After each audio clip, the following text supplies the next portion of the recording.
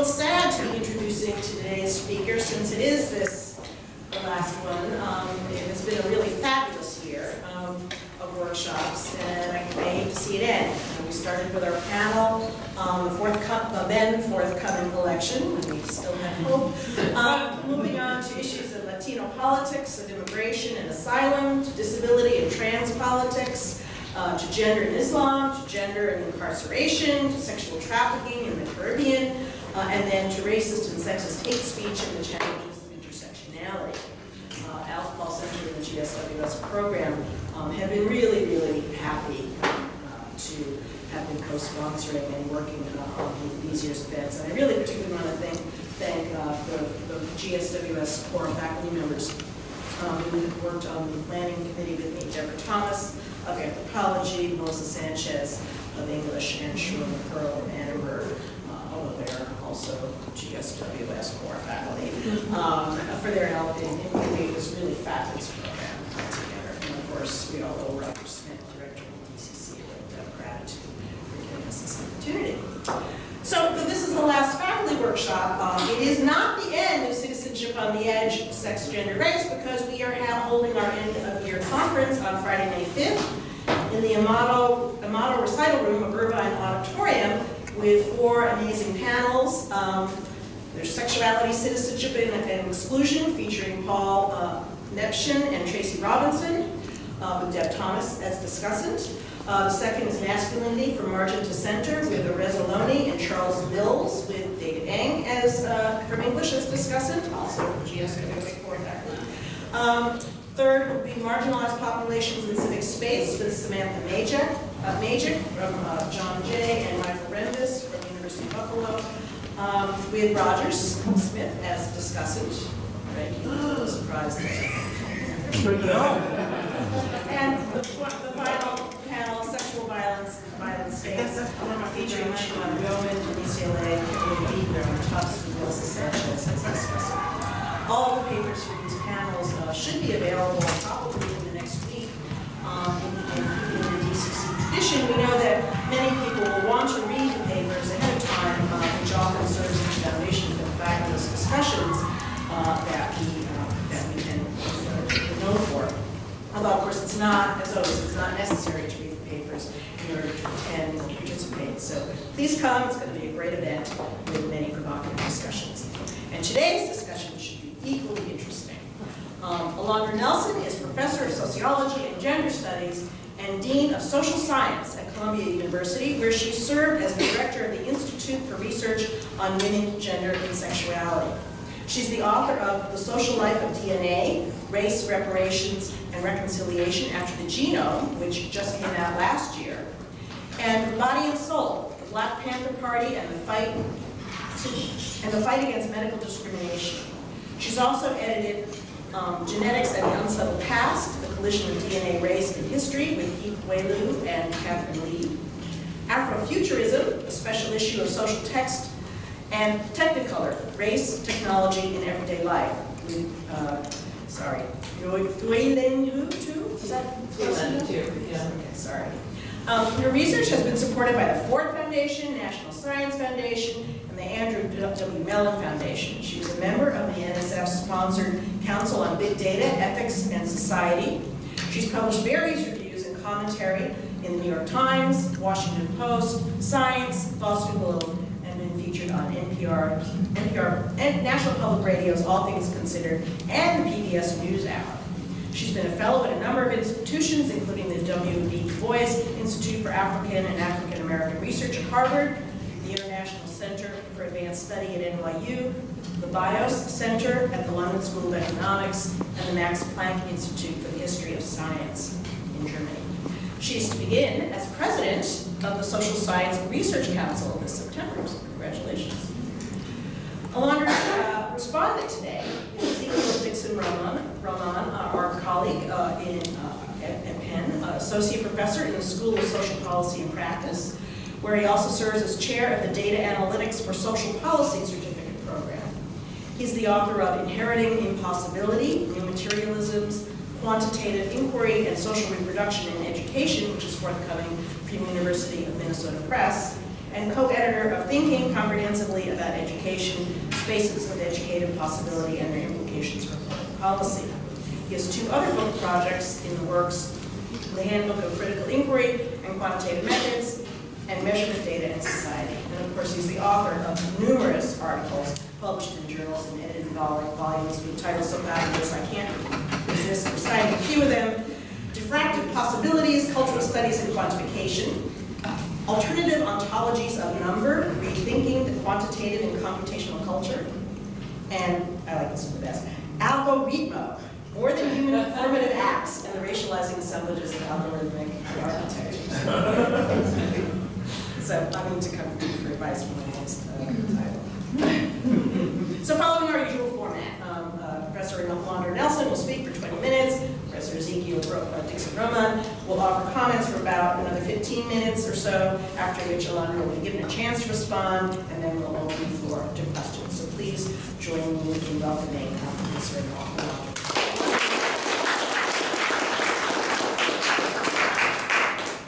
Thank you so much, Nancy, for that introduction. I'm so glad to be here. Thank you all for being here on this beautiful day. I left New York and it was cold and rainy, and it's nice to be here where there's spring. I'm glad to have this opportunity to share with you, which is literally a brand new project, something I've been thinking about for several years that I've only now had the opportunity to begin to really work on and bring together secondary literature and the ethnographic sort of pilot study notes that I've had. So I'm grateful to Nancy for the invitation to be here, Rogers for having me as well, to my dear friend Deb Thomas for the invitation, to Matthew Roth for his assistance in getting me here, and in advance to Ezekiel Dixon-Roman for this engagement. So to get started, as Nancy suggested, my more recent work has been, if you had to it's been about health and genetics. But my earlier work, so these are the 2 monographs that she mentioned, my earlier work was on, is on technology. And so this project actually is a kind of coming back to circle to work that I started doing in the late 90s rather than a sort of detour. And I think the question, just by way of context for how I'm coming at this project and thinking about this kind of explosion over the last 7 or 8 years in computer coding academies, is I think this question kind of unites a lot of my work, right? So how and why do communities that have been the literal objects of scientific scrutiny and victims of medical and technological abuse become agents and subjects in science and medicine, right? So where are those kind of, given a history of scientific racism, given the sort of various legacies and medical experimentation and technological abuse, how do communities of color, who are particularly in this moment being invited and encouraged and urged in some cases to solve the tech diversity problem, how do you manage sort of making that leap, and with this as the backdrop for that work? And also in my work, I've been interested as a corollary of this as thinking about how people become subjects and agents, and the way in which a civil rights frame or a frame about rights or Black politics gets sort of abducted by or sort of interpolated by these ventures or endeavors into science and medicine and technology. So in the case of the Black Panther Party, part of their discourse, if we want to think about the long durée of the civil rights movement, was about how health and technology could be part of a civil rights conversation, even as they were critical of the civil rights interlocutors that they had in that period.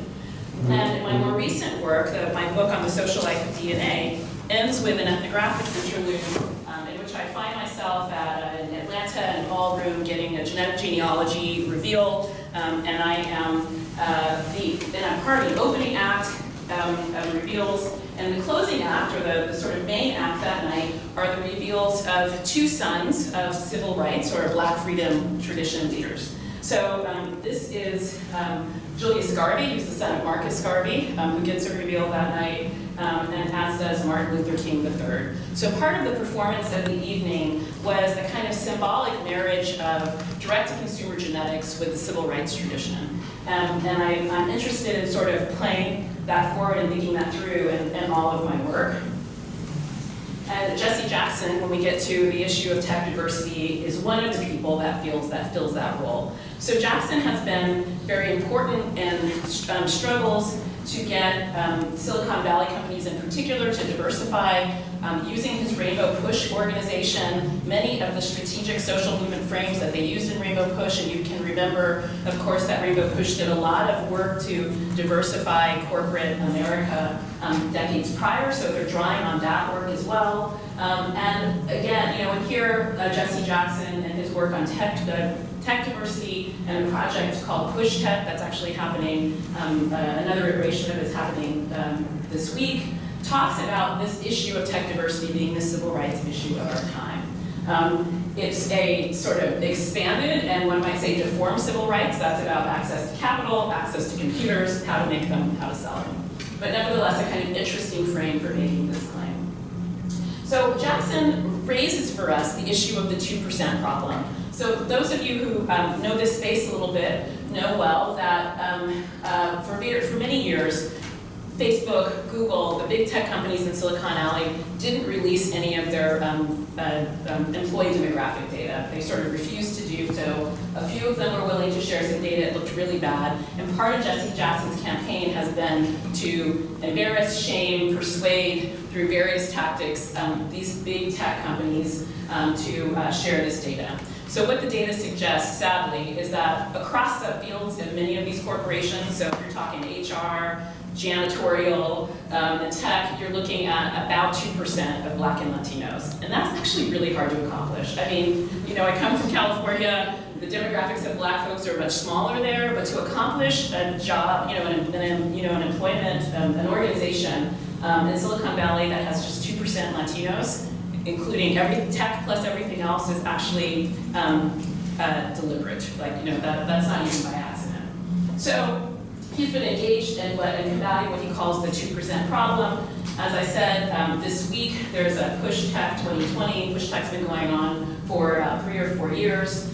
He spends a lot of time in Silicon Valley, and this 2-day event is opening with a conversation moderated by a VP at Hewlett-Packard. So he's really succeeded in sort of pushing the Rainbow Push agenda into Silicon Valley. I've also been interested, and I've been following around Benjamin Jealous as he has transitioned from running the NAACP to being a kind of social entrepreneur, VC person in Silicon Valley. If you get a chance to hear him talk about this, I would really encourage you to do it because it's very much a performance of this civil rights frame of tech inclusion. So on one of the occasions that I was doing field work and taking notes on one of his presentations, he talks, and he's a Columbia alum. I don't think he's from the South. I actually think he's from the Northeast. But he is able to go into a kind of Southern style parlance, a kind of almost preacherly cadence, and he talked about leaving the NAACP and the decision to do that. And he said various people were calling him, including Mitch Kapoor, who made millions, if not billions of dollars years ago as the inventor of Lotus 123. Those of you who are my age remember that old software. And now is doing all sorts of interesting social impact, social entrepreneurship work, and then also kind of straight philanthropy as well. So Jealous tells this fascinating story in his Southern preacherly cadence that is affected about Mitch Kapoor being one of the many people that called him when he was stepping down to say, "What are you doing?" Mitch says, "Take a plane, come out to our house in Martha's Vineyard." And he said, "I spent a couple of weeks in the vineyard at the Kapoor house. I was walking down the beach, and then Mitch made this pitch for him to come and do this work." So this is how he narrates his story of coming to work at the Kapoor Center for Social Impact. But he's working on some curious projects. I mean, the raison d'etre of social entrepreneurship is actually to make a profit. That's why they're different from nonprofits, right? And so they're deeply capitalist in their sort of efforts. So one of his very first projects that got a lot of press is called Pigeonly or Pigeon.ly, which on the face of it is actually a laudable project. It's a project that worked with a formerly incarcerated man as the sort of founder of this company to decrease the price of telephone calls in prisons and jails. So it sounds like a really good idea, but it only slashed them by half. So instead of, say, someone who's incarcerated in a state prison paying, $10 a minute for a phone call, they're paying $5, right? And I think a social justice approach to that would be like, why don't they pay the price of a phone call? or just what it takes to sort of port the infrastructure more into this place, maybe where there's no phone lines. And so it's, again, like a kind of deformed civil rights frame or mission that, through a lens of social entrepreneurship, suggests that it's okay, that $5 is better for people who have no access to resources, who aren't making income, and placing a strain on their families to even be able to allow them to make these calls. So this is the kind of stew around civic tech, justice tech as it's called here, in this conversation about diversity. So for the last several years, I have been engaged as I could, as I was touring with the DNA book, but mostly in Harlem where I live, and doing some ethnographic field work around tech diversity issues in Harlem. There are several of these endeavors, and also in Washington, D.C. There's one called Silicon Harlem that does lots of different work. So part of it is about getting people access to training for coding, part of it is about entrepreneurship, and part of it's about basic skills and basic infrastructure, like can we boost the Wi-Fi in Harlem for people who need it. It's not uncommon in Harlem, for example, to see people parked on the street, sitting in their cars near places where you can get Wi-Fi on their computers and these sorts of things. So it still remains a significant problem. So I've spent some time there. I've also spent some time following this Howard University project, or projects, that I write about in this drafty paper that I sent around. Howard University has been very interesting in this space because, as I sort of suggest in my paper, for several years, companies have been coming from Silicon Valley to recruit students at Howard in particular. HBCUs and Hispanic-serving institutions produce anywhere from 28 to 30% of the computer scientists of color in the United States. And so if that's the talent that you're looking for, that's where you go. So as I write a little bit in the paper, Howard initially started to bring engineers to Howard University, Google, among others, brought people they had trade fairs, career fairs, and they also did training. And more recently, in the last couple of weeks, Howard has announced this partnership to create Howard West with Google, which will bring Howard students to Google, which will also bring Howard instructors to Google. The implication being that Howard instructors need to learn as much as they need to teach, which might be a kind of benign and useful thing, but I think is also probably racist. And they will work there with Google engineers and the like. So part of the impetus of this has responded to some of the folks I've talked to who have gone out to Silicon Valley, who've been Howard University students and have left either after they've graduated or to do internships. I write a little bit about one woman, Hallie Lomax, who's the daughter of Michael Lomax, who's the president of the United Negro College Fund, who goes and does a Google internship, but there's lots of other folks besides. And they often end up coming back because the culture fit is just not right. And these are upper middle class kids, often middle class kids. It's not like they're, haven't sort of traveled the world often, but there's something about the toxicity of tech culture that sort of sends them back often fairly soon. So, this Howard West plan is interesting in all sorts of ways. I mean, I'm also interested, as I write briefly, about the strategy of proximity, right? Not of sort of enculturation or collaboration, but of spatial proximity as a way to try to get over, or get, to sort of close the chasm of tech diversity. And this is also happening with Black Girls Code, which I'm writing about, a nonprofit organization that works with girls from 7 to 17, and recently moved into the Manhattan headquarters of Google as an in-kind donation of close to $3 million. My work has also involved interviewing and spending some time with a woman named Catherine Finney, who happens to live in New York, which makes it easier to do field work when one's an administrator, and who started a company called Digital Undivided, which is trying to really invest in women VCs and in women founders, and trying to bring VC capital to Black women founders. And they started an incubator in Atlanta a couple of summers ago, or actually just last summer, that's off to a rocky start, but it has started nonetheless. Looping back to the Howard story, which I think will be a lot to say about Howard, is the launch this week of a collaboration between Howard University, a young entrepreneur, not so young, Aaron Saunders happens to be my brother-in-law, which is why I've been spending a lot of time with this with the Howard piece, who is Aaron owns a company called Clearly Innovative. It's a Black-owned programming and development company, but he also teaches computer science at Howard. So this is a collaboration with Howard University and the mayor's office.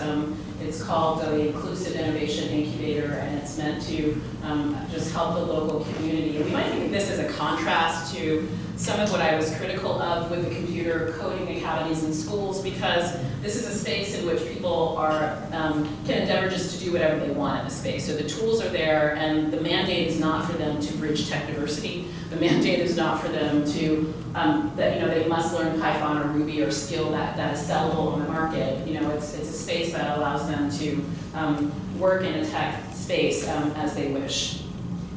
So as I mentioned, and as I write about, I've spent a lot of time thinking about and spending time with various Black girls code endeavors in New York City in particular. And one of the things I find troubling, particularly from a feminist perspective or a perspective of thinking about the well-being of Black girls, is a sensibility that's encapsulated in this title from a CNN article that Black girls are supposed to take on text diversity woes, right?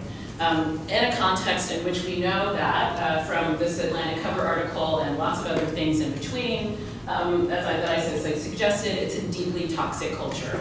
So even as we're celebrating the ability of coding academies to offer a skill set that might make people have sellable skills, there's not enough conversation about the toxicity of the space into which we'll be sending people. So many of us here who are women, who are underrepresented minorities, spend time in spaces where we're not the majority by any stretch of the imagination. But I don't think any of us have a lot of experience in being in a space where you're the 1%, right? And you're the 1% in a space in which people are not even confident that you have the skills to do the work, right? Which is some of what I'm quoting Howard Lomax talking about at the beginning of her paper. So I'd also want us to sort of be a bit more cautious in our celebration of these sort of coding programs, to the extent that playing them out means this potential sort of compounded vulnerability for girls of color. And then lastly, this is my last slide, in a sort of larger frame, I'm actually quite interested from a kind of organizational sociology perspective on why it is that we have all these coding academies. I mean, to me, it's actually an empirical question that remains to be answered. I mean, as someone who learned personal computing when you had to know BASIC or C++ to run a computer, we could have had this 15 years ago. We could have had these 20 years ago. And so I think there's all sorts of answers to that. I mean, I think, as I sort of suggest in the short paper that I sent, that part of it's about parents wanting to give their kids the best edge they can. Part of it's about just having data everywhere and lots more people needing the tools to sort of harness all of that data. And part of it is about the failure of our education system to teach computer literacy, to teach computer science, and looking for other spaces to do that. But part of it, as I suggest in closing, is also about this imagination that goes back to Leo Marx and the machine and the garden, this idea that technology can drive forward progress and drive forward democracy, that it's the sort of avenue to the future, to a better future.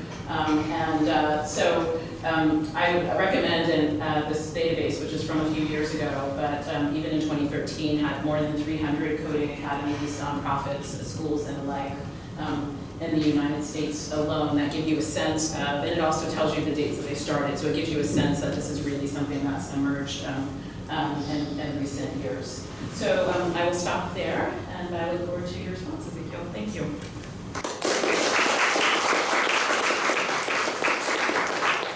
Can you all hear me?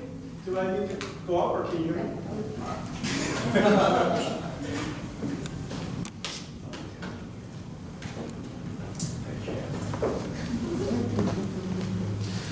So I'd first like to begin by thanking Professor Alondra for joining us and sharing this really important piece with us, as well as Nancy Hirschman and Roger Smith for inviting me to be a respondent. So, Alondra's paper on coding freedom takes on a critically important issue in the social dynamic of reconfiguring structural relations. She's pointing us to policy, discourse, and educational programs that are providing training and programming for children and youth. In fact, as she quotes Jesse Jackson, and we saw the quote earlier, this is the civil rights of our time. Access to capital, access to computers, how to make them, how to sell them. Professor Nelson makes clear that this is the current dominant discourse that is informing ideals of the American dream and social mobility, and any work toward future equity and justice has to work on these grounds.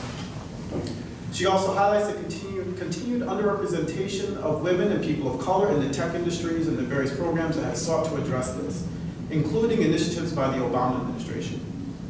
She speaks to examples such as the corporate neoliberal partnerships between companies such as Google and one of the top HBCUs, Howard University, a partnership that leads to the creation of that which becomes named Howard West. Alondra highlights how this partnership is less mutual and more for symbolic interests of diversity by Google, and likely at the greater expense for the HBCU and the students themselves. Professor Nelson also discusses another quite impressive example of Black Girls Code, a California-based coding nonprofit that seeks to expand tech diversity by providing what I would characterize as supplementary education and computer programming for young girls of color.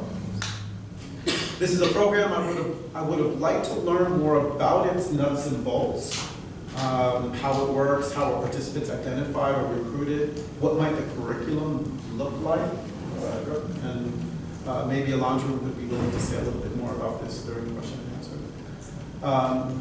Black Girls Code seems to have been a very successful program, having 13 chapters to date, as I understand. And having reached 6,000 students and capturing the investment interests of companies like Google. While the push for diversifying the tech industry has been cloaked in discourses of progress and social mobility, it is also laden with structural relations. Professor Nelson quotes an NSF director that raises concerns regarding the focus on coding training in software and languages and programming languages that will eventually become obsolete, creating what they characterize as a technical ghetto. These sorts of structural relations also emerge in the focus on coding literacy rather than critical and creative thinking and problem solving, such that one is able to reason through the more broader, harder questions where the coding merely becomes a tool or instrument. Regarding these reproducing structural relations, I'm reminded of an article by Robert Gell in the European Journal of Cultural Studies that does a partial genealogy of the data scientist in order to excavate the current and future role and worth of the data scientist. While data is seemingly ubiquitous now, and programs and workshops on data science are popping up everywhere, Robert Gell argues that ultimately it will increasingly become the case that the data will be controlled and owned by the few, making it both a high commodity and scarce, and the data scientists will become ubiquitous and cheap. In fact, one of the examples that is brought up and that Alondra brings up in the paper is how even companies are using AI to develop ways for actual coding itself to literally make undergird even the use of a data scientist.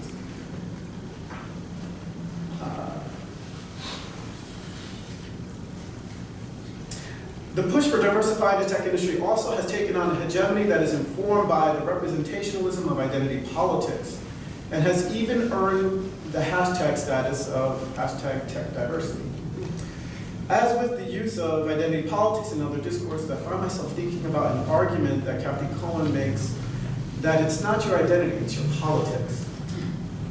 A construct we know, that is to say politics or political, that is a construct we know to be socialized, discursively formed, in the process of becoming. More importantly, I want to ask the question, what does using the hashtag tech diversity, but what does tech diversity discourse do? That is to say, what are its effects or potentialities? I raise this question in part because as a discipline deeply informed by the theories of cybernetics, is it enough to get young people discursively formed in the skills and critical thinking of computer science? A discipline entrenched in the creation of feedback loops, and I mean that both in a very specific but also general sense or symbolic sense, toward the prediction and control of human behavior and sociology, towards social, especially toward the interest of socially just possibilities. I'm not sure, actually, literally this question, I'm really not sure. And while I hear Professor Nelson moving in this direction, I would really like to push her to further unpack this for us, say more about this, and to consider the question, what will it take to form and shape ethical practices of data science? What does ethical practices of data science even mean? Let alone what it looks like. And related to this previous question, I should say, this is a question that I wrestled with myself as one who was trained in psychometrics, who's worked on creating and even chairing a data analytics program for social policy. What does it mean to be literally training and even providing certification for professionals in social policy to have the skill set in data science? I even am trying to think about what are the ways in which we can push the idea of ethical practices. What does social justice even mean in this context?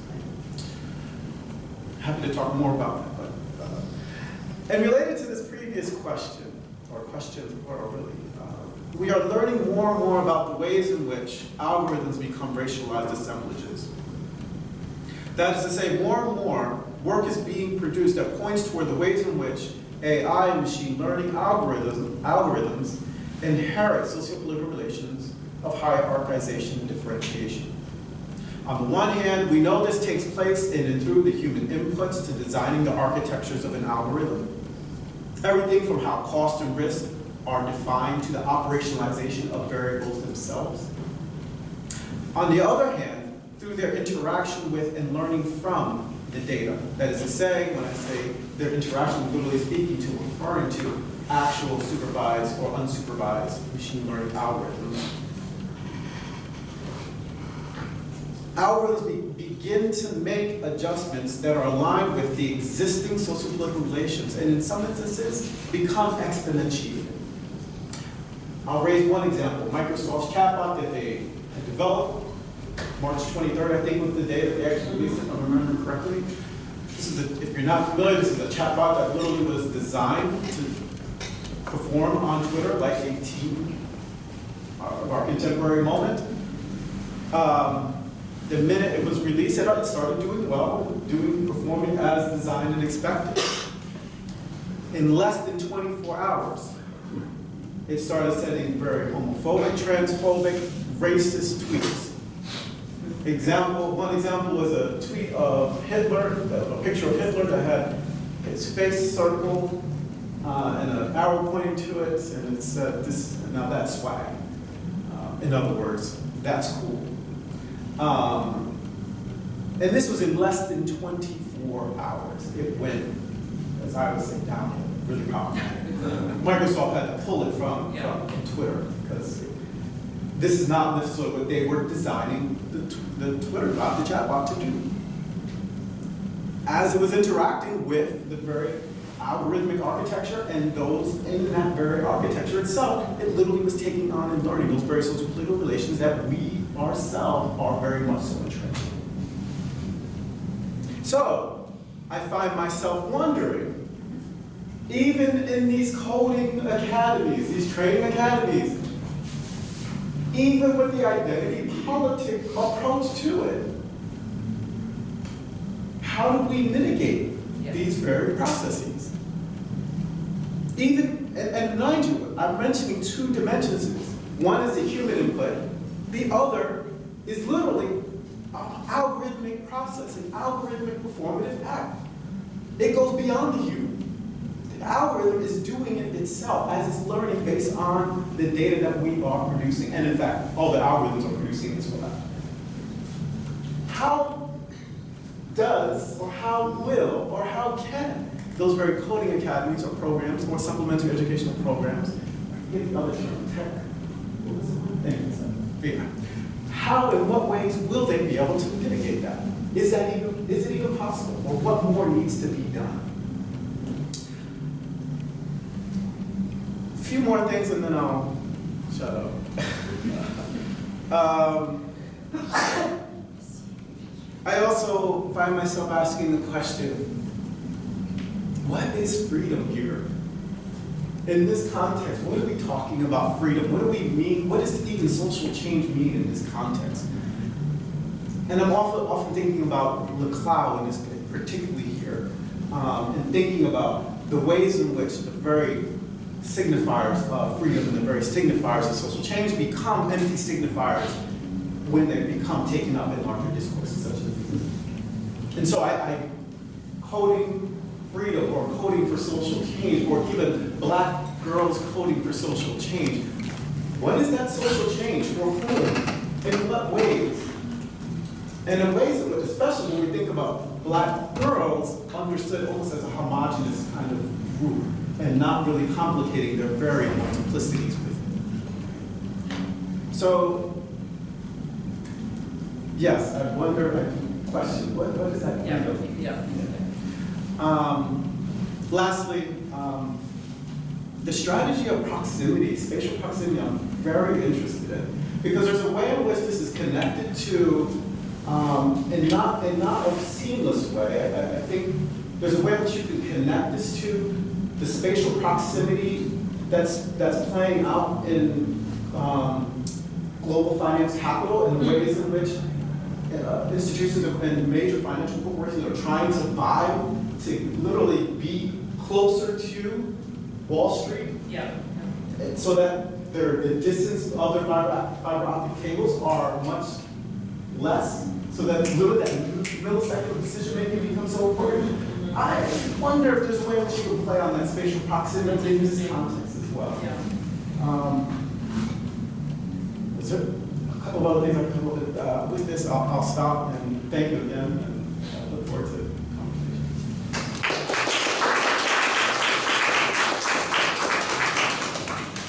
So I'll sit if that's okay. Sure. So, thank you so much.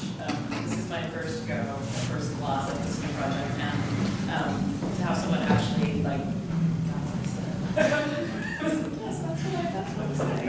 And to sort of hear it back and hear it around and hear it engage is just such a tremendously for me at this stage of this project. I think I have to sort of say that now. So thank you. And so many brilliant comments to respond to. Thank you for this. Robert, I think we're going to have to find out. That's a great suggestion. So I guess let me start with Black Girls Code as a thing, and then we can go into some of your really substantive questions.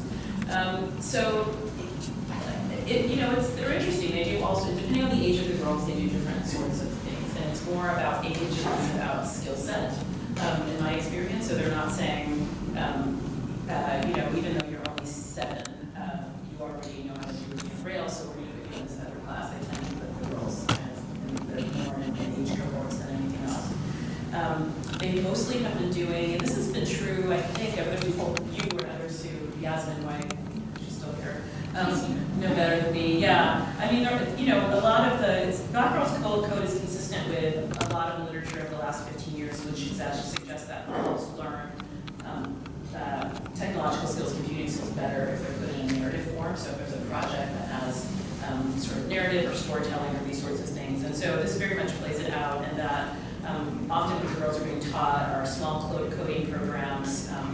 A little bit of Pygame, but mostly structure. I mean, not structure. God, that's a genetics one.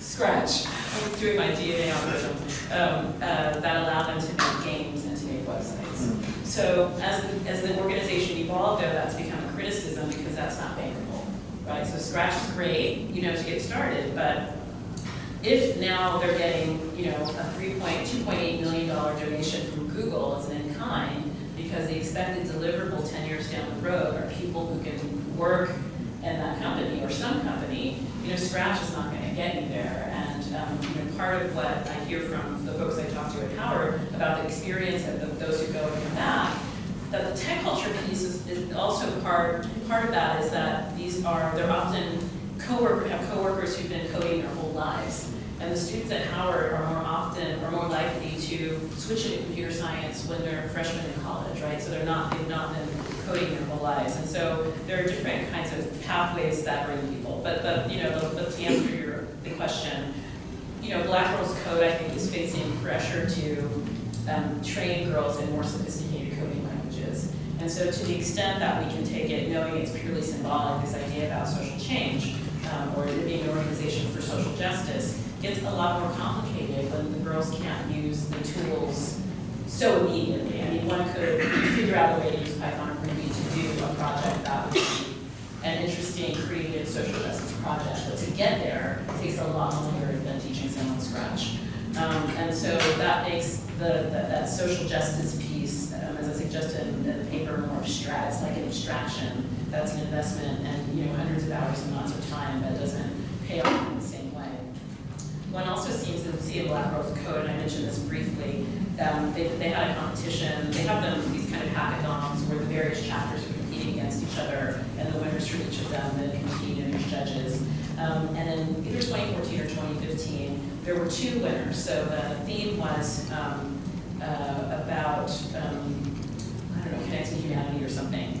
The winner was an app that connected students virtually. But it was the second project, that was the second place project, that was actually a social justice project. So the way, the frame for them thinking about social justice is even about usability and, whether or not it's an app that sort of has legs to go in the marketplace to be, as I suggest, sort of marketed and sold by Verizon as an outcome. And so there's this piece of it that always has to have a deliverable in the future, be that sort of profits or an ability to sell something, or a deliverable in the future. That's the girls themselves in this space, imagined in a sort of space in Google, sort of diversifying corporate space that deliberately does not want to be diversified. So they teach all sorts of different languages. They do various programs, some after school, some summer programs for a week or 2. It really depends on the chapters, which are not quite franchises, but it's very much the case that the Black Girls Code chapters are really drawing on local resources, and so who are the sort of corporate networks, the volunteer networks that can be mobilized in each of these spaces. Yeah. Can I say something? One of the things I started to think about as I was reading, particularly on Black Girls Code, was I started to think about the example of the Harlem Children's Zone. Yes. And how the Harlem Children's Zone gets lifted up as sort of the example of supplementary education. Yeah. And we even see how under the Obama administration, you got the Promise Zone, the Promise Neighborhood Initiative that were really sort of inspired by the Harlem Children's Zone. Yeah. The issue with the Harlem Children's Zone is so much money is coming from, right. But the issue with the Harlem Children's Zone is so much money is coming from Wall Street. Yes. And not everywhere can get money from Wall Street. And how sustainable is that? Yeah. And so I wonder that also with Black Girls Code, does this become sort of the tech example of a Harlem Children's Zone that is questionable of its sustainability and replicability? Well, I don't know if it's replicability, but Yeah, I mean, I don't want to speak for Kimberly Bryant, but I think she'd probably say, I can become the Harlem. I mean, she wants to be the Girl Scouts, right? So I think, of course, she wants to be the Harlem Children's Zone of coding, absolutely. And the corporate piece is fascinating. I mean, I used to, for a couple of years, I taught middle school students in the Harlem Children's Zone. I volunteered to do that. I went to teach them curriculum and politics of Harlem. I was like, we're in Harlem, let's talk about the Harlem Children's Zone. And I would have, this is when I was teaching at Yale, and I would have former students of mine who would be working at, I don't know, Bear Stearns or wherever, some big bank, some big Wall Street firm. And I would say, yeah, I'm working there, and we don't have any pencils. Like we didn't have, there was no, I had no stuff. And we were in a public school classroom, and we couldn't use their stuff. So it's this weird charter thing, where you can't touch any of their stuff, but you can be there and use the space. And so I would be saying to former students of mine who were now making, getting bonuses and making millions of dollars, like, yeah, we don't have, and they're like, but our company gave them $5 million. So whatever, this whole corporate thing, it was just always so fascinating to me. How it didn't quite trickle down where it went. I mean, this program paid incentives to the kids, which I think was actually important. I don't think, I think it's an arguable point, but these kids need money, so give them some money. So yeah, but I think the corporate piece, it's dangerous, and I think it's dangerous for the program that is still, for Black Girls Code, which is still, and its themes for its programs that are about, about social justice explicitly, that can be about dating violence, can be about sort of being safe in the world. I don't know how long that can be sustained with these partnerships that that requires something else.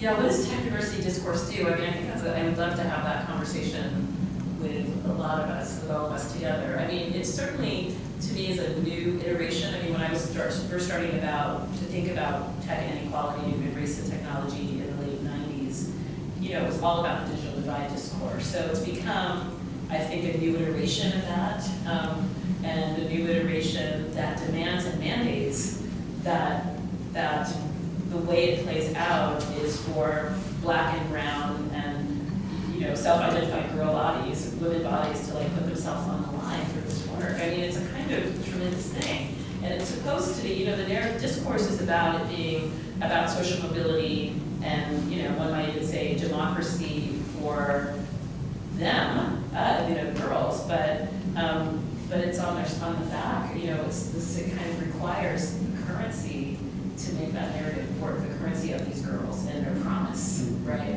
And of course that can be linked to the, my fortune about the promise of genomics. All of this sort of the way that capitalism is always on these future promises is very much, I think, part of this.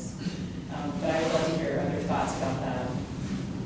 So the ethical practices, and I did this NSF data ethics working group, and I'm on the board of an organization called Data and Society, and we think a lot about, it's a lot of what we do is try to think about what it is or what it could be. And we often stop at the point that you reached, Ezekiel, with regards to I think just a basic lack of understanding of what algorithms are and do, a basic lack of understanding of even what computer coding is, and that it's lots of things, and where its origins, and DARPA, and cybernetics, and other things, So, part of the ethics is an educational piece, and I was struck by where you ended because that's where I am. So, we were talking about mitigation. Part of me is we need the Black Panthers of coding. To know, to sort of be able to get in there. I kind of like Black Panther hacking crew, right? To be able to understand, tell the people. Part of what was interesting to me about the Panthers' health work is that in their newspaper, they just put it out there. They were like, this is sickle cell anemia, it's a genetic disease, here's some slides of some red blood cells. It wasn't a dumbing down, there wasn't a sort of sense that you had to tell working class people that they couldn't understand, you couldn't just tell them what it was and what it did. And they wrote about other genetic diseases as well in their newspaper. And so, part of me wants a cadre of people like that, but part of me also understands how that, thinking about the feedback loops and the cybernetic piece, interpolates people into this, into the system of it. So, I'm sorry, let me comment on this. So, yeah, please. With one of the things that I'll say, one of my interests with even creating the data analytics program here was for that very reason, to try to create data scientists that are good possible, that have the theory, that have the philosophical understanding of what data is, and have an understanding of the landscape and of what various kinds of ethical and political issues, right? Yep. Even with all that, there's the second area that I have concerns with, putting all the ethical and political concerns into the development of the algorithm. There's still the data. Yeah. There's still the ways in which the algorithm begins to take on those social political relations that's imbued in the data, and then does the work of regardless of intent. Yeah. So are there ways of developing algorithmic, I'm going to say mitigation for now. Yes. Ways of almost what I've even written as a sort of an ethical code within the algorithm that can begin to mitigate these processes. And I don't know. That's the utopian dream we're thinking about. When we were working on this data, this Council for Data and Ethics, there were a lot of engineers on the team and computer scientists on the team, and part of the sort of conundrum or paradox, the place that we got to that was sort of friction in our conversations, was them saying, I created this beautiful, elegant thing, and it's not my fault if somebody else uses it in a different way. So some of the things that we were talking about is that you create an algorithm to do X, and someone finds out that same algorithm could work for predictive policing. In the same way that economists take things from biostatisticians or whatever. There's all sorts of, the models and algorithms that move around in different fields. And so, it was very much, and these were people like Natasha Sweeney, who like you probably know, was amazing. Even Natasha, who has a kind of amazing, Latanya, who, has been one of the people who's exposed to us the way that, data discrimination happens through the work that she's done, was like, if I create something and basically it goes rogue or someone else uses it in a way, like, it's not my stuff.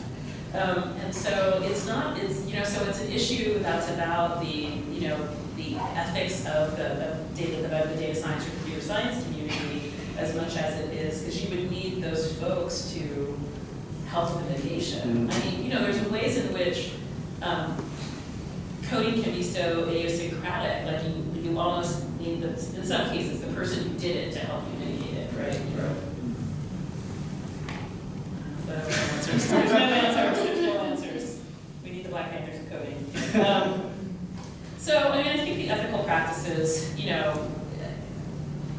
I think that the one way of saying what I'm about to say is that we need more computer literacy, but that's actually not what I think we need. I mean, we need to talk about it in a way that makes people understand what the stakes are for understanding why they need access to these tools.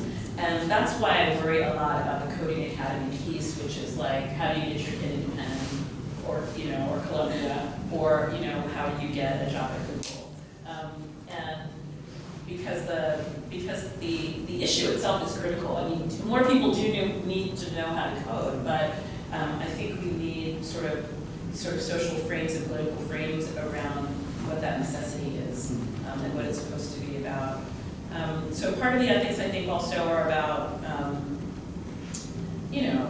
transparency in databases, transparency in algorithms, kind of like openness about what one even is setting out to do, even if it goes differently. What else would you say? So freedom, I guess I'll end on that and we'll maybe open things up. I find myself going back again and again to Yellow Coleman's book, Code Freedom. Freedom is title I steal by adding a diacritical question mark. And so part of me wants, or when I'm thinking about this, I do find myself going back to the girls who are filled with vigor in life and excitement of discovering something new. And so that takes me to Yela's understanding of freedom, which is about the beauty of creation that she finds in hackers that she studies, right? And her hackers are, almost all men, almost all white, whether it's in the US or Europe or wherever she finds them. But, what they all share in their own way, and often they talk about it quite poetically, is what it feels like to do the artistry of writing code, that part of it that is individualistic. There's lots of ways to get from A to B, but different programmers or developers will get there in different ways. And so I hope that for the girls. So that's when I hope that they can move from scratch if they want to something else that will allow them to find it a space of expression and possibility. So that's one of the freedoms I want, and that's a kind of freedom that's maybe metaphysical, but also maybe utopian, that I hope for all of us to be able to sort of produce or create without constraint, if one, to imagine that was even possible. And then the other piece, I think, is you're exactly right. Freedom is a signifier that's been totally emptied of the space. It's part of what I'm interested in, and how and why civil rights gets bandied about in these different kind of moments. So, other moments are, this is me thinking with my genetics hat on, but there are various kinds of genetic projects, pharmacogenomics projects, that led to, in part, a drug that eventually failed called Vidal, which was going to be the first FDA-approved drug for a racial group, so it was an African-American heart drug. And what was so interesting is that, and sort of all the social sciences just totally torn apart for all the reasons you would expect, very problematic endeavor. But what was so interesting to me was that there was a press release and there were protests, and like the NAACP was there, and the National Urban League was there, and the association or the National medical association, which is black physicians, like all there talking about being able to have access to a drug that effectively suggests that black people need different heart medication, have like such a different biochemistry that we need this, as literally like leading edge of the civil rights movement. Like that was the discourse of the for it. And so, given the sort of history that we know of, everything from, Tuskegee to the Fintan trials in Columbia, that really extract the highest value and cost for communities of color with this kind of experimentation, it becomes all the more interesting to me when that frame is in these kind of science and technological pieces. But yeah, of course, it's a very empty category here, but it's one that, allows people, maybe it's the thing that even allows parents to imagine, knowing that Silicon Valley is a toxic place, sending their kids there, hoping that they can, there's a possibility, that's the kind of future step of it, so. Thank you both so much. So let's open the floor, for those of you not familiar with DCC, just, raise your hand, I'll write your name on the list, you don't have to sort of strategize, to sort of make sure you get your hand up at the very end of the answer so that you're the person to call on. So just you can leave your hand up and I'll write you down. If I don't know your name, I will describe you so I will remember you. I'm pretty good about that. We'll start with Deb. Thanks both of you for such a great discussion and for bringing up even the bigger questions of the paper that you had sent. So I'm struck by two things. One emerged more strongly in the talking and one emerged more strongly in the paper. And the thing that struck me about the paper, or struck the conspiracy theorist in me about the paper, was the issue of why now? When AI, people are now moving toward AI for sort of basic coding. So is this a way to make, is this the new data entry thing? And so now we're going to train black girls to do it, so that by the time they're women, they can do this simple, stupid data entry stuff, right?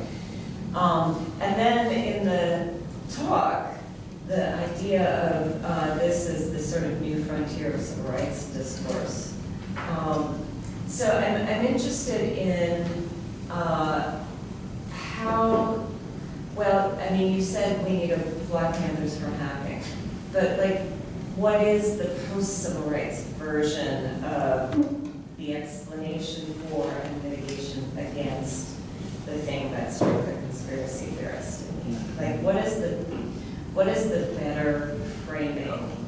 Or is there a better framing? Or are we just going to abandon the potential freedom for the knowledge that ultimately this is just going to be another racist endeavor? What is the other version through which we could get the black girls to Google at the highest level? You know what I mean? Yeah. To not frame it like No, I understand. Can I piggyback onto that? We also have this, if you have something right on the question, just put up two fingers and you'll put you right in the next queue. But I was thinking about that exact same thing, because the first thing I thought about when I read about the Howard Left was, why don't we just give Howard all that money for scholarships to encourage more students to study computer science? And I was like, oh yeah, they're a corporation, they want to control it. Yeah. I don't, so this is the thing that keeps me up at night, because I think there's not easy answers. I think, part of me does feel like, everyone to the fore, to batten the hatches, or whatever those old pirate phrases are, or whatever. I think that if we don't build very quickly enough expertise to wrap our minds around this, as all this AI and datafication stuff is happening everywhere.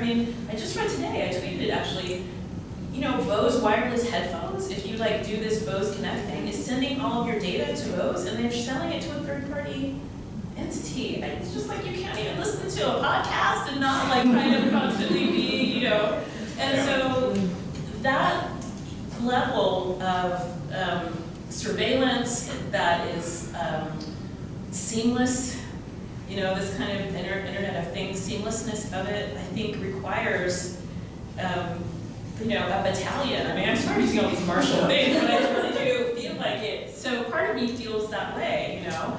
And then I think maybe if we get there, then we can have the freedom. But of course you can't. I mean, you know, that it's exactly being interpolated into this thing that would prevent that from happening. So, you know, I don't know what the answer is. And I mean, to shift, I guess I feel like it's such an emergency that I don't necessarily feel like we have the luxury of working on shifting the frame in some ways. I don't know if that's a cop out or something, but you know, how would you? So the why now question, actually, Yeah. I think it's so, that just needs to be a piece on its own. Like, that's a whole project on its own. One of the major sort of dominant narratives around that is it has everything to do with technological infrastructure, that things that we have now, that we've had, that's been developed in the past several years, that just did not exist before, the amount, so not just the ways in which things are able to produce data, the amounts of data is able to produce, but actually how we're able to store it and process it at speeds that we haven't been able to do before. And I do think there is a part of that narrative that is, if I may say, true. I do think there is a part of that where there is something to that. Yeah. But I don't think that's everything. I think it has a lot to do with a larger political discourse and neoliberal interest in the use of the ubiquity of data. And in fact, I'm gonna make it even broader. I think it goes back to sort of this positivist or even logical empiricist interest of the possibilities of data informing life. Yes. Literally taking over, pushing the human to the side, and having governmentality become algorithmic. Yeah. And it's something that actually I think Corey Halpern does a fabulous job in unpacking in beautiful data. But I think it literally is that cybernetic interest that's becoming materialized in the contemporary moment.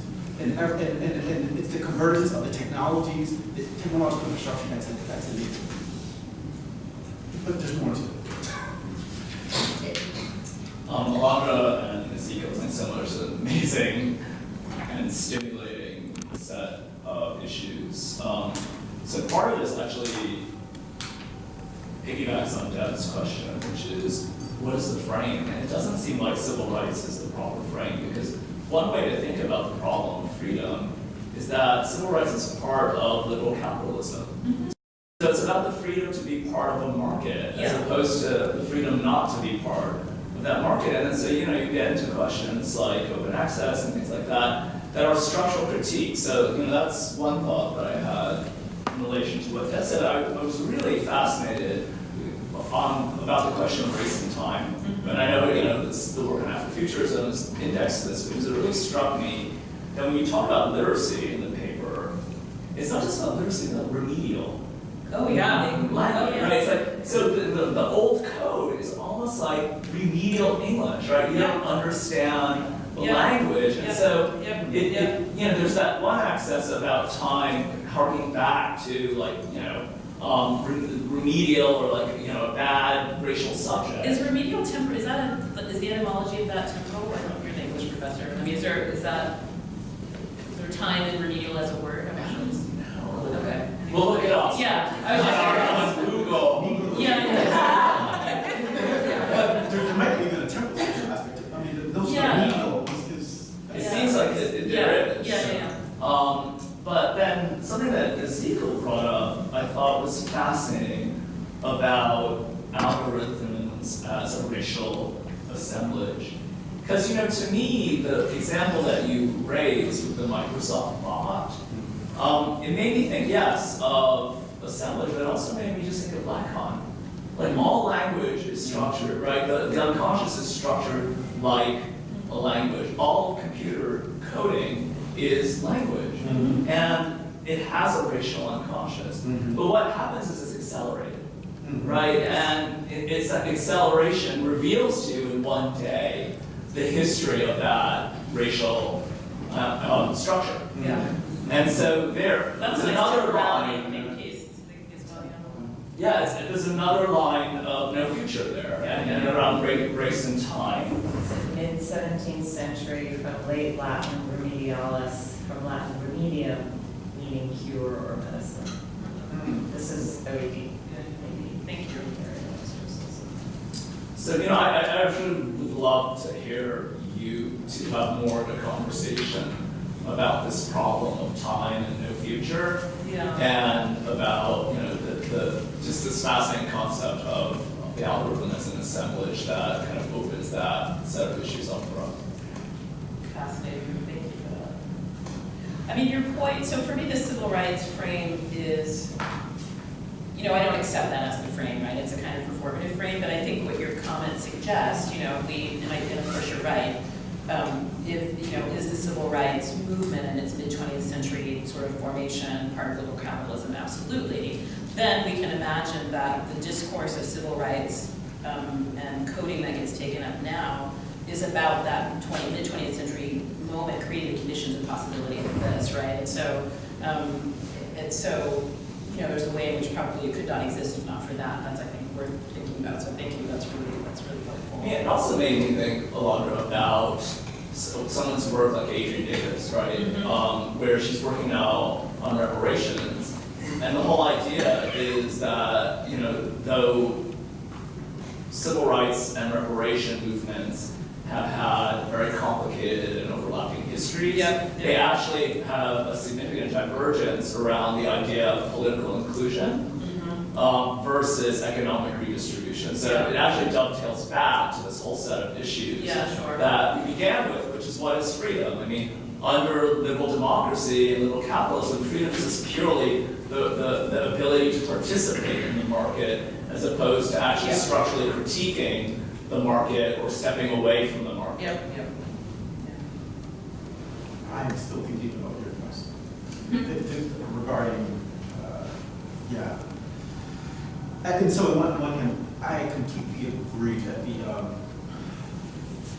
both data and code in and of itself become a language, become signifiers, right? Really sit in process. I have to think some more about the sort of race and time piece. I mean, I would say that in the beginning, David, you said something about, I think you said in passing about sort of open source urban assets. So it's taking me back again to the Coleman book, and that, her hackers, that part of their freedom is about the freedom to circulate, the freedom to disseminate, right? The freedom that intellectual property law, capitalism sort of tries to constrain or to, And so what's so great about the time that she's writing about in the late 90s and early aughts is that it's a moment of possibility because capitalism does not yet know that, it's a moment of disruption, to use a word that's been sort of, totally overused at this point.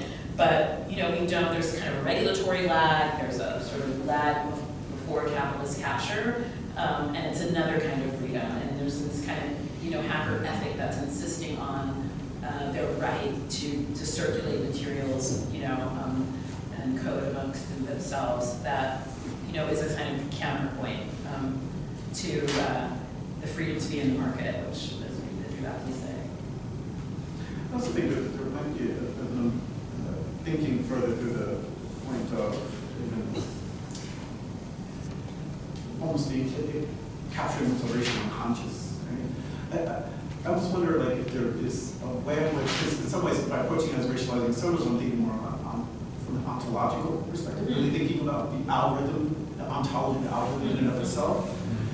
Whereas thinking about it as in the context of, or as capturing the racial unconscious, I actually, more an epistemological, more in the realm of an epistemological kind of inquiry. And I actually wonder, not to separate them, but I'm wondering if there's a way in which we can think through them together, almost in an assembly or as an entanglement. If I'm even thinking sort of broad here as an onto epistemology. But the way in which I even talk about algorithms are as engaging in performative acts. Literally post-human performative acts that are both forming and shaping that which they are interacting with, including bodies, including data. It's an interesting idea that an object separates right? Obviously, Objects Against Race, the history of slavery underscores that, but this is a different iteration of the question of the ontology of race. And now I apologize because as a low-level bureaucrat, I have nothing. So I'm really so bummed to be missing the rest of this conversation. Thank you, David. It's so great Bye, to guys. see you. Mary? So I want to argue that it's critical that you're putting this in the civil rights frame. Okay. And that it's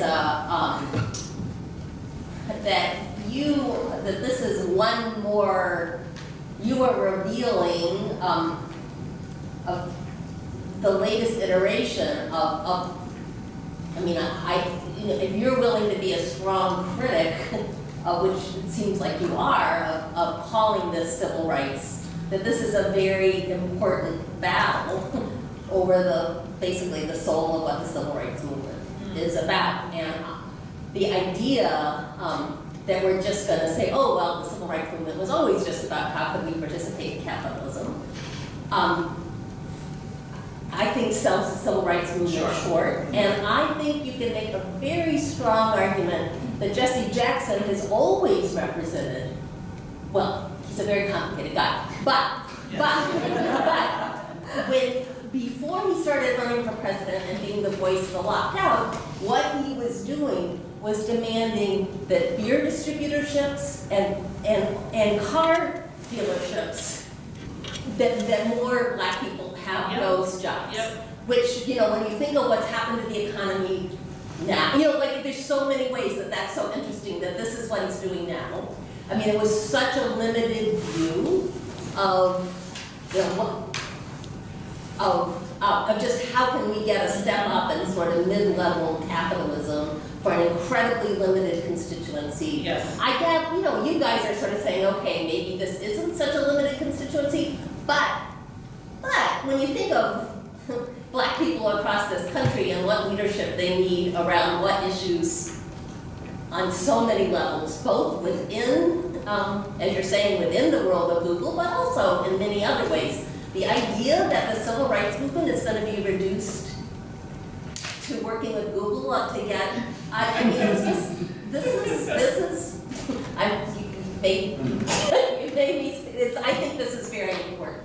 Yeah. And I think, you know, I think it's important to call the civil rights leadership to account around this as. Yeah, I think that's really, your comment's really helpful because, you know, I think the two things I'm probably not being too clear about. I mean, I think, you know, on the one hand, there is a kind of social movement, like a framing work, using the civil rights movement as a frame. That's not necessarily accurate about what the civil rights movement was, but sort of using it as a symbol to make certain claims about access, inclusion, exclusion, and the like. And I take your point that, you know, that may or may not be the same as the actual civil rights movement, right? Well, it's always been a lot of conflict around, is all we're trying to do get some beer distributorships, or, you know, are there broader constituencies and bigger issues? Yeah. And Jesse has always been good about the big vision and speaking for the locked out, but if your actual agenda that you're willing to fight for is just the beer distributorships, that's a big problem. Yeah, but it also is a genealogy for this, right, in a way. So, absolutely, you know, that's really important. absolutely. That's Yeah. in so many ways. I mean, I suggest that. Both the economics and the politics. Yeah, sure. And so, definitely consistent. I'm also thinking of from my DNA, like Leon Sullivan. I mean, there are these, you know, other kind of civil rights. I mean, Reverend Jackson's a preacher who have, you know, certainly by the 70s, moments of civil rights as black capitalism, you know, sort of black capitalism as black power as well. So there's certainly, and even, you know, Leon Sullivan was doing job training centers. I mean, some, you know, laudable work actually in this tradition. But, you know, this space is equally vexed as those spaces. Different. Yeah, I mean, it depends on how it's so different from some of these. I mean, not the youth coding programs, but there's lots of other coding programs that are for adults or, you know, folks who are out of work who are changing fields that are also sort of put in a similar kind of discursive frame. I'm actually still thinking about sort of this question in relationship to the question around the framing of it around civil rights. And I'm even wondering if really the way to approach it might be to think about whatever that thing is, computer literacy, coding, programming, as the new hegemony. And that in order to engage that new hegemony, one has to have an understanding of literacy of the skill set, or not even skill set, just an understanding in order to navigate within it and even engage in counter-hegemonic moves in order to contest, subvert, challenge. But to literally, if one were to literally think about the ways in which socio-technical assemblages are really undergirding global capitalism, then in fact one has to really think about, what does this mean for the flows, forces, and movement of power, and how to engage that. In some ways, part of what I'm suggesting is, rather than framing it around civil rights or even human rights or justice, it being about the very thing that needs to be contested. And I'm not so sure if that's the right move of framing it. It's an interesting frame though, because it's making me think of like, critiques of mass culture. It's making me think of Stuart Hall and coding and decoding. I mean, the sort of just critique of cybernetics. yes, no, exactly, but a kind of moment of a critical attack on the apparatus. Yeah, so I mean, that's an interesting book. The woman in front of the newsletter? Viviana. I'm Dr. Shida from Institute. During the course of my research, I have coding some Facebook data happening in a social movement in Hong Kong. And I have a philosophical question as myself trying to get into the space of coding. How well can coding and how well can algorithm truly review and help us to understand the structured relationship underlying those tweets, those lines, and those dialogues that all the people make online through social media. So we are in a public discourse, in an unlimited public discourse online. We are all tuning in our own diverse views, and we have different conflicts of opinions, identity politics, etc. How well actually do coding help us to really, make change, social change? How well can it disentangle this very complex conversations, and how well can they move us towards social change and some kinds of social consensus or even creating meaningful conversation that engage multiple stakeholders and parties who have just opposite opinions. To me, it seems like in the online platform, we all are free to say whatever we want, but how well can we really understand, empathize, and create a meaningful dialogue, such as to create a deliberative democracy, which I don't know people still believe in that. And just it's really kind of the latter part of, okay, we need to increase the diversity of the coders. We need to make it open access. But yes, even allow us, all of us, to become a coders, are really effective computational social scientists. Does this tool really help us to get there, to get to the golden pole of addressing social problem and making social change? That's my No. I actually really, because in my dean role and in my kind of, coming in a few minutes in the SSRC role, I've spent the last few years thinking a lot about computational social science and as a thing, and I think it's great that we can use API data. I think the volume and scale of Facebook data is tremendous and incredible. And I've got a colleague who's an international relations person who works in the Middle East, and there are some places that one might be interested in that you're just not going to get any other information, right? Places that are in conflict.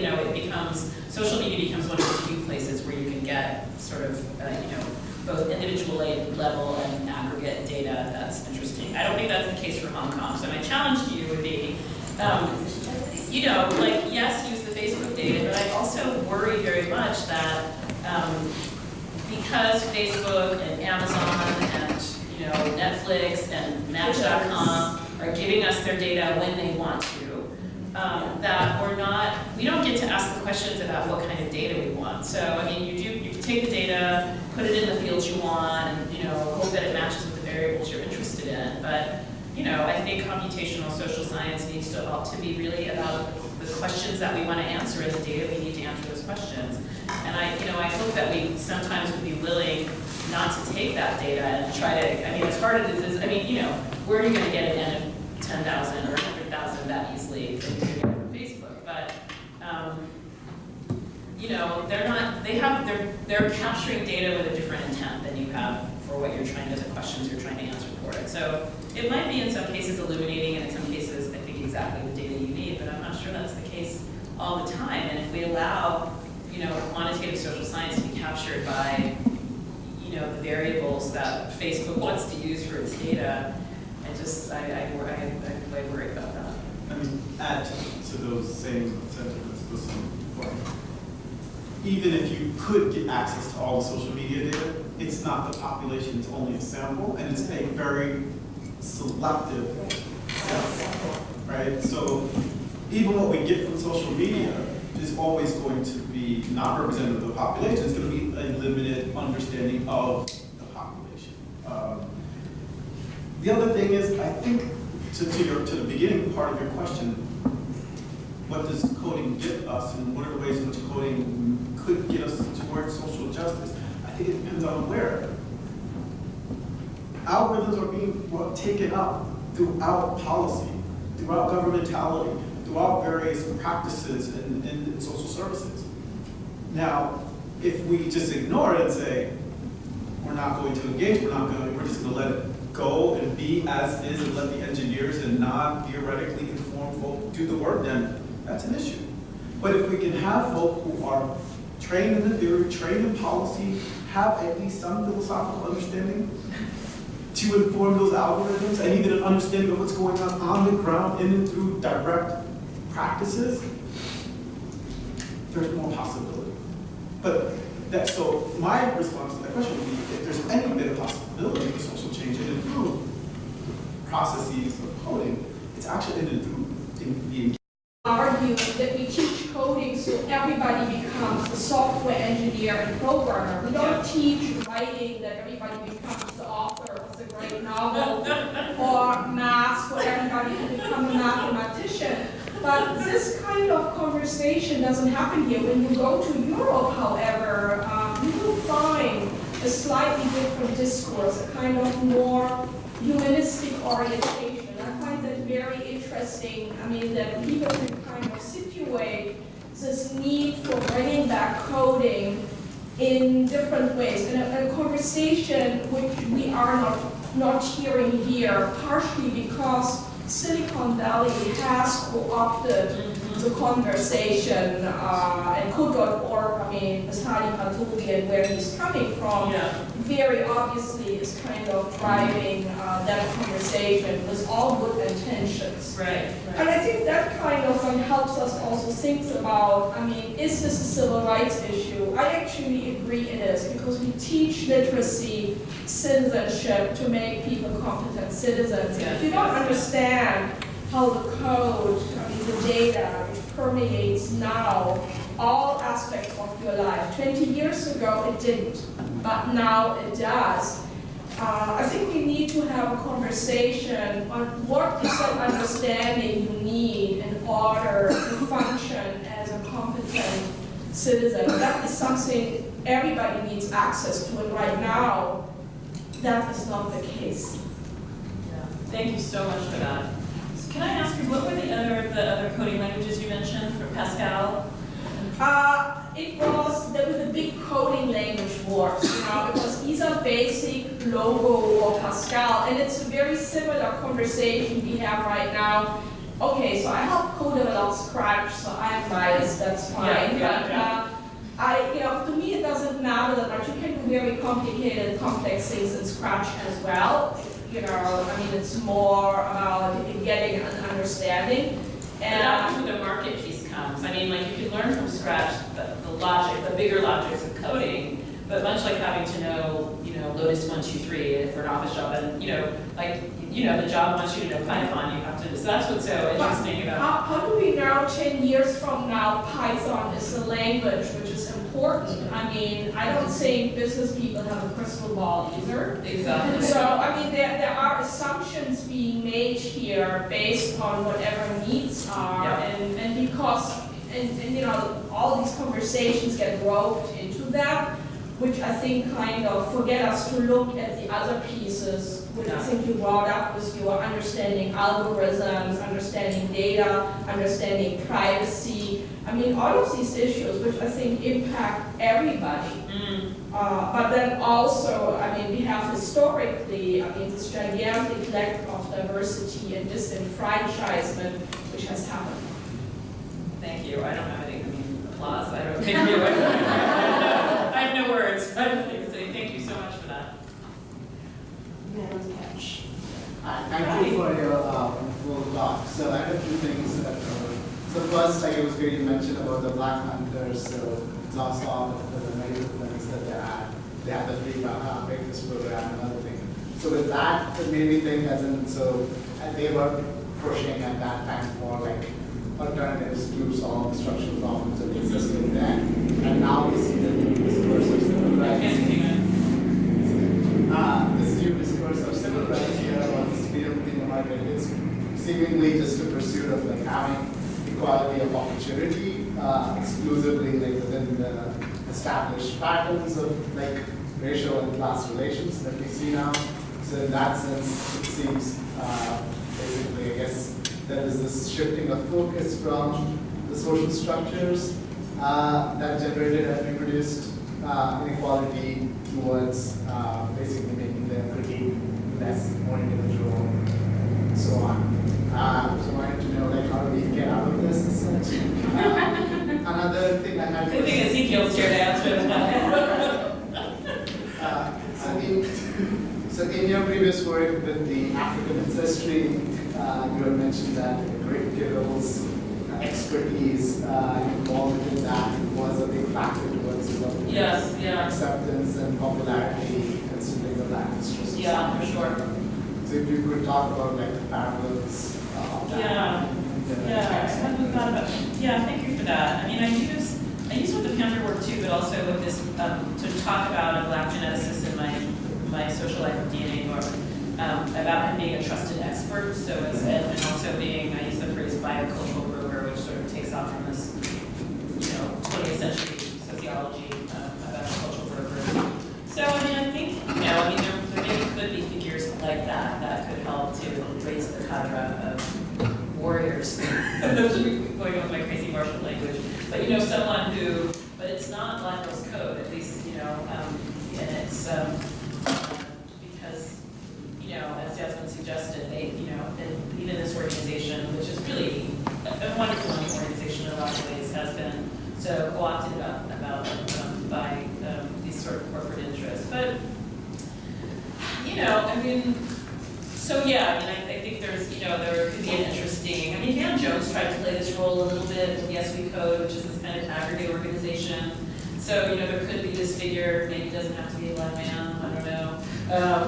To play this galvanizing worker. Maybe it's impossible to even imagine. That's interesting. But I think even those examples are, here's Rick Kills, again, using a civil rights frame to talk about, he talks about his cancer genetics and his company, African Ancestry, as like the next, this information has been denied to us, and like, this will get you free. Get this information, it will get you free. And so, but Rick is a millionaire, and Rick owns a company. It's a very, complicated thing. And I think even similarly with the Panthers, a lot of the community work that they were doing was both enabled by a very nimble critique of the war of poverty and like sort of other parallel programs, the Nixon administration, Ronald Reagan as governor of California, even as the archival data suggests that they were applying for state and federal funding. So to their mind, they were like, well, we're not using it for like what they, I write about an instance in which they're using they got funding from some law enforcement, LEA, a kind of law enforcement agency, that was supposed to be for youth programs. And so they were like, well, Lane Brown's like, we didn't use it for the youth programs they would have wanted. We used these other programs. But still, I mean, to go back to Ezekiel's earlier point about mitigating the sort of force of algorithms, it's all in this system. I mean, even as the Panthers wanted to imagine themselves sort of so, outside of it. So, I don't know. So I want to be careful not to fall into sort of what I might characterize as the discursive trap of making technology the evil other, right? Which is one of the reasons why I appreciate the idea of coming up with Black Panthers of coders, or I have to stay at give homage to my own family, the young lords of coders. Those two, them too. But I mean, theoretically, there's a number of ways we can get to the technology being evil other. I mean, Marcuse is a great example where we can easily fall into that trap. But I want to give an example that where we're seeing predictive analytics being used in other ways that point toward other potentialities. So there's a project based out of Europe that's using predictive analytics, using administrative data, in order to predict which police officers are the most likely to have a police brutality complaint against them. Right? And then as a way of trying to inform how do we begin to work with them? How do we begin to use that as a way to try to prevent police brutality? Don't get me wrong, it still has some of the other potential issues about it, but at least the risk assessments being turned in the other direction, literally to the apparatus itself. Whereas currently, the risk assessments are being placed on people's criminal sentencing, people's paroles, whether that's when parole or not, bail, the list goes on. Reentry, apartments, I mean, like your whole life is just, being predicted. Right, so we have 5 people on the cube and a little over 15 minutes, so we can try to take them all. keep the question. Want to take one at a time, or do you want to Maybe do just them all. ask them something efficient? Man in the back? Sure. I kind of just wanted to make a comment. First, I wanted to thank people who organized this series. I've been coming for a couple of years, and I have no background in social policy, so it's mostly been a learning experience for me, and I appreciate that.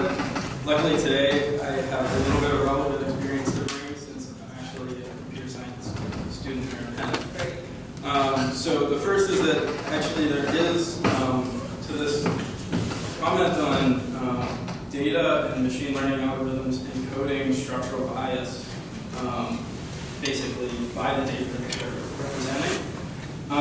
There was a series going on between the Penn Law School here and their computer science department on how to prevent that from a technology perspective.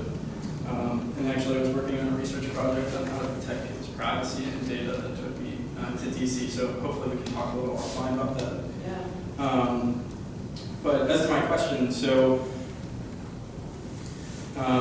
basically, I don't want to knock on Scratch here, but I learned Scratch when I was a senior in high school, and I went to a public school in Pittsburgh, so while I do think it's a useful tool, I don't think that that was the perfect place for it, because as I'm sure you know, that's not really adequate training to be used.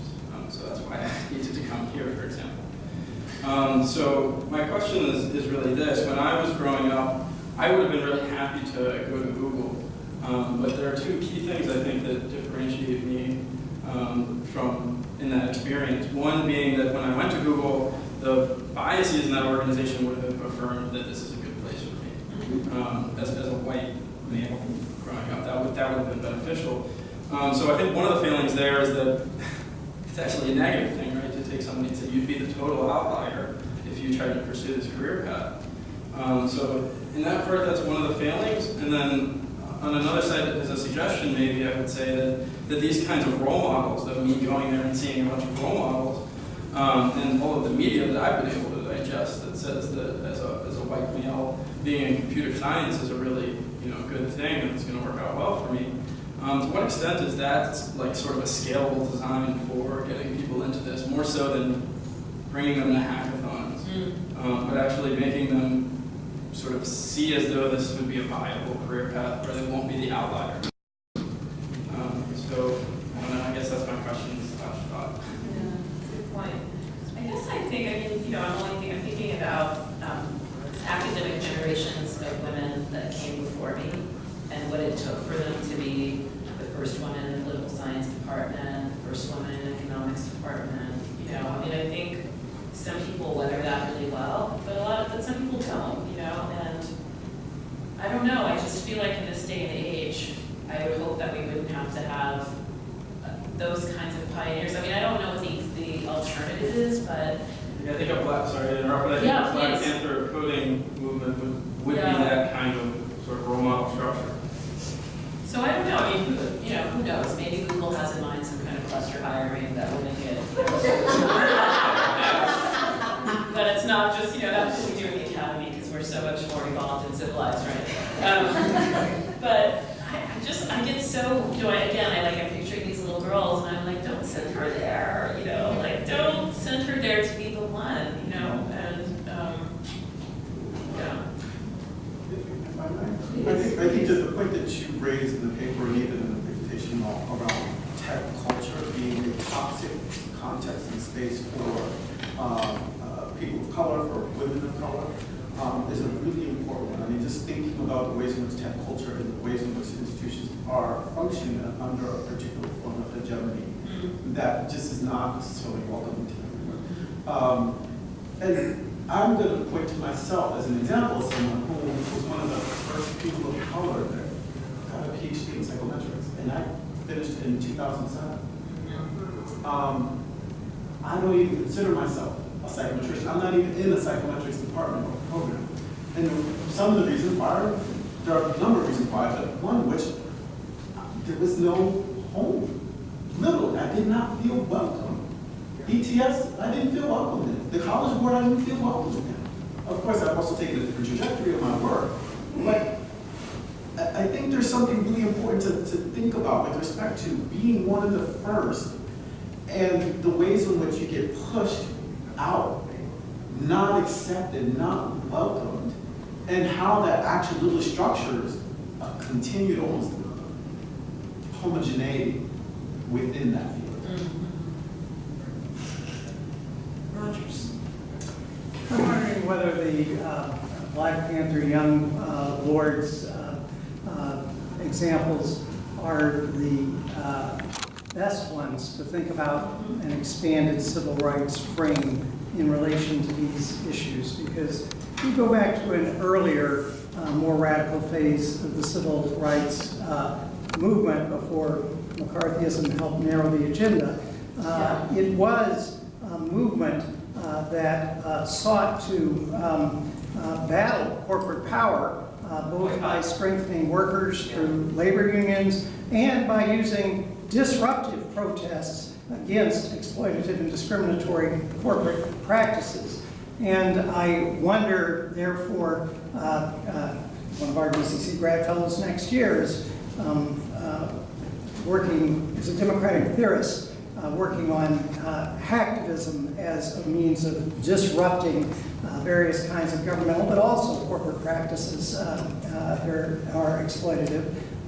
And it's also true that while a lot of this is industries that are in high-tech sectors where you won't imagine that labor organizing is possible, they're in fact parts of very large corporate organizations in which there are plenty of people who might benefit from unions. And so it's a little less dramatic in some ways, but putting this back into the frame of developing the kind of skills in an industry to help organize in the industry, help organize workers in the industry, and if those efforts are unsuccessful, using skills to engage in disruptive protest tactics. Maybe those are some of the civil rights examples we should build on. That's helpful, thank you.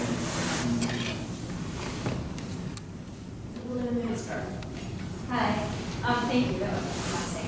I study gender and workers' lending, And one of the things that's interesting to me that I keep coming back to is every time we introduce a new piece of technology into underwriting, starting as early as the 80s, we speed up inequality or we create a new form of it. And one of the things I've been interested in as I'm looking at supervised machine learning is there a way to flip it in the other direction?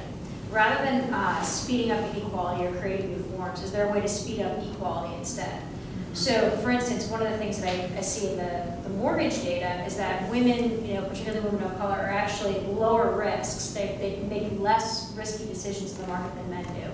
And yet they're coded and algorithms by HUD and the banking system writ large as though they are the most risky decision makers in the system. So is there a way or are there examples in which this is being flipped in the opposite direction within finance? Because that really is holding so much of the keys in terms of access to power when we're talking about capitalism. I don't know any examples. I can't wait to read your work. So. Do you have one? Chuck's got one already, the policing. Right. None other examples come immediately to mind outside of that one.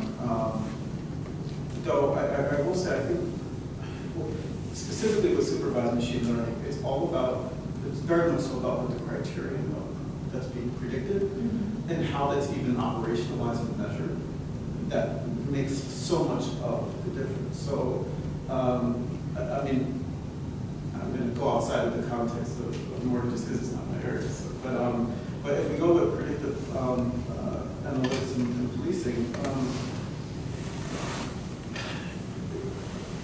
the criteria has 3 categories: high risk, medium risk, low risk. High risk is those who are going to commit, who have the likelihood of committing violent offense. Medium risk is committing an offense that's not a violent offense, and then low risk is no offense at all. Already, the definition is already politicized. It's already constructed. That's right, exactly. Even in civilian, yeah. And then the other part is the ratio of risk and cost that is actually built into the algorithm. And so, like, I'll use the example here in Philadelphia. The decision was to make high risk, and I'm not getting my words right now, to make false positives in high risk less likely, right? And which, yeah, I'm mixing up my language right now, so let me stop right here before I get my words together.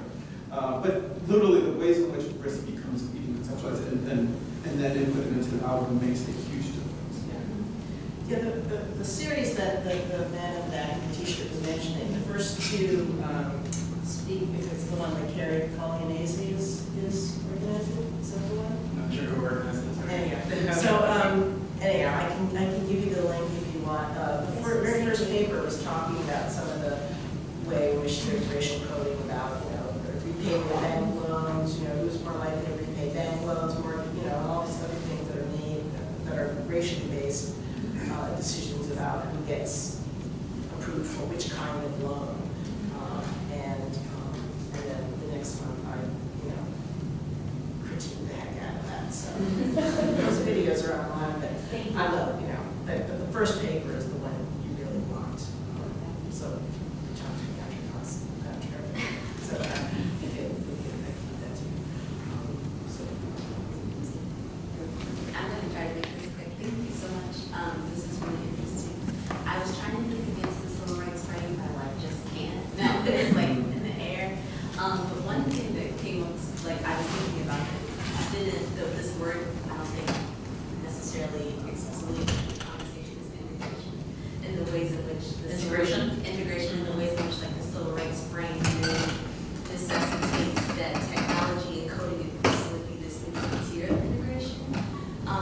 So I'm like curious about that because like there's always this problem, I think, when we're talking about civil rights as like integration being the be all and end all of the civil rights movement was. I think there's a collapse with integration and also kind of like what it is to have justice and for social justice to be a real thing. So my question is about the girls, especially in Black Girls Code. what kind of language do they use to kind of talk about their experience? I know that you said that there's like a sense that there's a lot of joy about exploring and learning something new, but I don't know, I just kept thinking like, are these like Ruby Bridges with computers? Like, what's happening, and are they aware of kind of like even in these early stages that is kind of like the plane on which they're being set up is like the idea that you integrate. And I heard you talking about how you're integrating a toxic environment to kind of take on the burden of tech diversity. So how are they articulating what they're even doing? Do you feel any of that, or is it just kind of like still pure nice? And I put a series of quotes in the paper which are little girls talking about what they wanted to do when they grow up. And so, I think 7-year-olds, 9-year-olds, 11-year-olds are often asked what they want to be, and they often have all sorts of things they say about it, right? But as excited and happier as the girls are, it's clear that what these programs do is make them think that it narrows the things that they might want to be, right? So, there's a sense that they feel like they have to say, I want to be a computer scientist, or I want to do, like that, that there's a way in which these programs, because the future deliverable is supposed to be sort of something in the tech profession, constrains their ability to say, I want to be a ballerina, or, whatever the things were we used to say when you were kids, And so, Or ballerina who codes. I mean, like,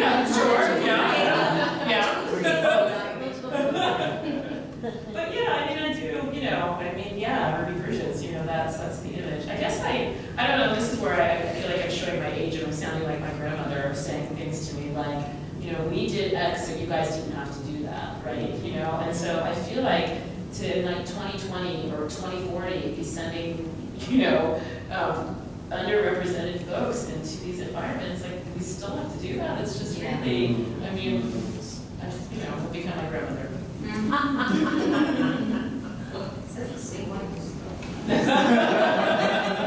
It was an amazing moment, so I'm happy to be there in Chambers. Last question?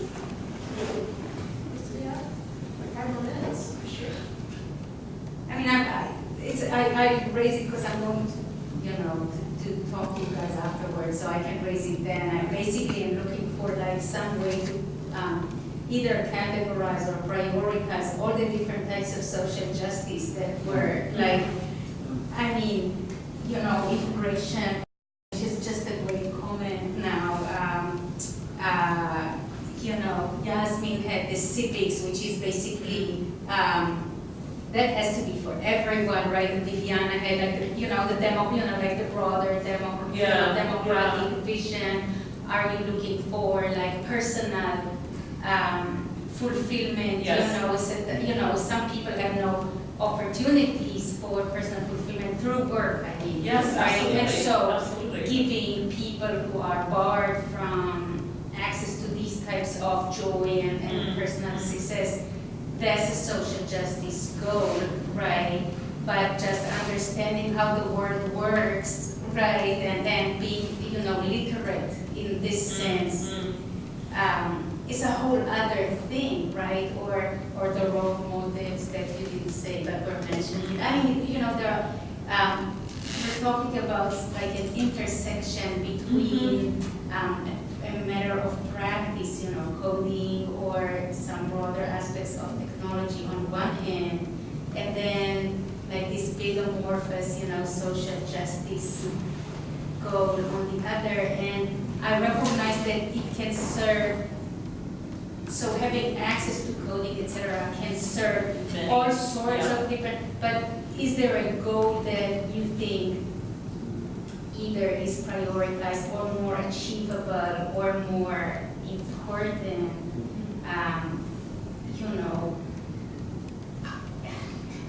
fixing the crazy racist algorithms? That's important. Yeah. Maybe even white guys can do that if they put their mind to it. I don't know. But maybe they could, maybe beggars don't need to be burdened with this as well. So, right. So that's social justice too. Yes, absolutely. Right? Yeah. But we can talk about Yeah, it we can talk about because it, it's getting actually. big. Yes. I'll have to think about it some more. I mean, this really, by way of closure, it's literally the first time I've written this up and tried, the notes and things, and so lots to think about, and including how to classify what it is we want, or what would be, and I'm thinking that there would be some kind of, the algorithm thing that's a hard problem. It seems like there's going to be the classification